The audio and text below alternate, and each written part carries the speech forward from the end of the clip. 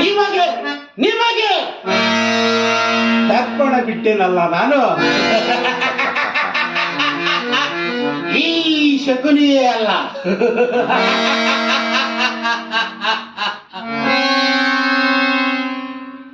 ಅಂದು ನಿರಪರಾಧಿಗಳು ನನ್ನ ಗಾಂಧಾರ ವಂಶೋದ್ಧಾರಕರಾದ ನನ್ನನ್ನು, ನನ್ನ ಜನ್ಮದಾತರನ್ನು ಆ ನಿನ್ನ ಕತ್ತಲೆಯ ಕಾರಾಗೃಹದಲ್ಲಿ ಬಂಧಿಸಿ ನೀನು ನೀಡುತ್ತಿದ್ದ ಚಿತ್ರ ವಿಚಿತ್ರವಾದ ಹಿಂಸೆಯನ್ನು ಸ್ಮರಿಸಿಕೊಂಡರೆ ಪಾಪ!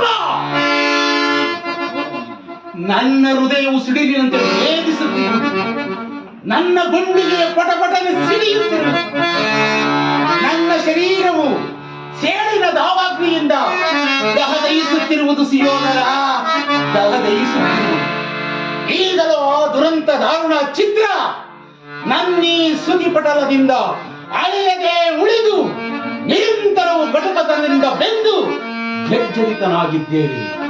ಆ ನನ್ನ ಗಾಂಧಾರ ವಂಶಕ್ಕೆ ಸಗಿದ ಅಪಮಾನವನ್ನು ಮನದಲ್ಲಡಗಿಸಿಕೊಂಡು ಬೆಂದು ನೊಂದು ಕೊಂದು ಕೊರಗಿ ಕೃಶುವಾಗಿರುವ ಈ ನನ್ನ ಶರೀರವನ್ನು ಅಣು ಅಣುವಾಗಿ ಛಿದ್ರ ಛಿದ್ರವಾಗಿ ಸಂಹರಿಸಿ ನೋಡಿದರು ಸೇಡು,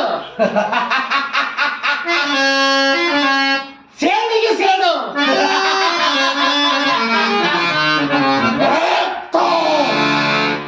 ರಕ್ತಕ್ಕೆ ರಕ್ತ, ಪ್ರತೀಕಾರಕ್ಕೆ ಪ್ರತೀಕಾರ ಎಂಬ ಮಾತ್ಸರ್ಯದ ಮಾತುಗಳ ಹೊರತಾಗಿ ಬೇರೇನನ್ನು ಆಲಿಸಲು ಅಸಾಧ್ಯ ಸಿಯೋದರ, ಅಸಾಧ್ಯ. ದುಷ್ಟ ದುರ್ವಿಧಿಯ ಅಟ್ಟಹಾಸದಿಂದ ಸತ್ಯವನ್ನೇ ನುಗ್ಗಿ ಬೆರೆತಿರುವ ದುಷ್ಟ ದುರ್ಯೋಧನೆಯ ಕೇಳು.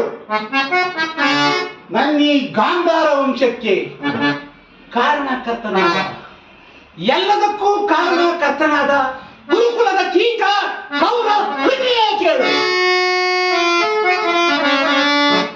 ನಾನು ಸಹ ನಿನ್ನಂತೆಯೇ ಏಕಚಕ್ರಾಧಿಪತ್ಯವೊಂದನ್ನು ಸ್ಥಾಪಿಸಿ ಸಮಸ್ತ ಸಾಮಂತ ರಾಜರುಗಳನ್ನು ಅಯಲೈಸಿಕೊಂಡು ಸಾಮ್ರಾಟನಾಗಿ ಮೆರೆದು ರಾಜ್ಯಭಾರ ಮಾಡಬಹುದು.